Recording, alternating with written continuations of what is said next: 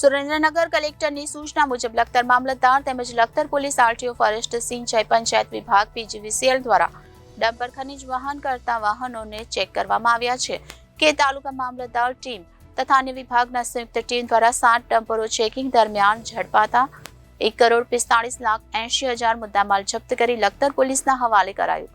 Checking દરમિયાન પકડાયેલ 7 black trap dumper અને 1,46,80,000 આશરે મુદ્દામાલ જપ્ત કરી કાર્યવાહી કરવામાં આવી.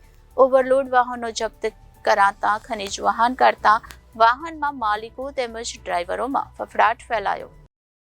સુરેન્દ્રનગર જિલ્લા કલેક્ટર કેસી સંપતની સૂચના મુજબ સુરેન્દ્રનગર વિરમગામ હાઈવે પર આજરોજ મામલતદાર આરટીઓ વિડીયો ફોરેસ્ટ ઓફિસર સિંચાઈ વિભાગ પીજીવીસીએલ તેમજ લખતર પોલીસ દ્વારા ચેકિંગ હાથ ધરવામાં આવ્યું હતું, જેમાં ઓવરલોડ રોયલ્ટી પાસ કે પરમિટ વગરના ડમ્પર અને રોકે ચેકિંગ કરવામાં આવ્યું હતું, જેમાં લખતર મામલતદાર HR પરમારની અધ્યક્ષતામાં આ ચેકિંગ કરવામાં આવ્યું હતું.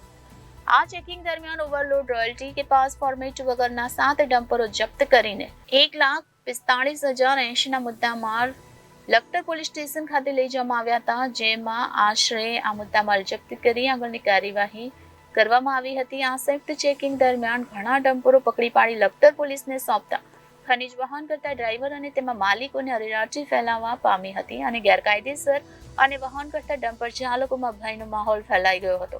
આ સંયુક્ત કામગીરીમાં HR Parmar Mamlatdar, TDO VC Parmar, RTO inspector MY Gajjar, RFO BR Makwana, સિંચાઈ પંચાયતના Lakhtar BS Gamit, PGVCL JES N Gamit, Lakhtar PSI NA Dabhi તેમજ તમામ વિભાગની ટીમ દ્વારા કાર્યવાહી કરવામાં આવી હતી.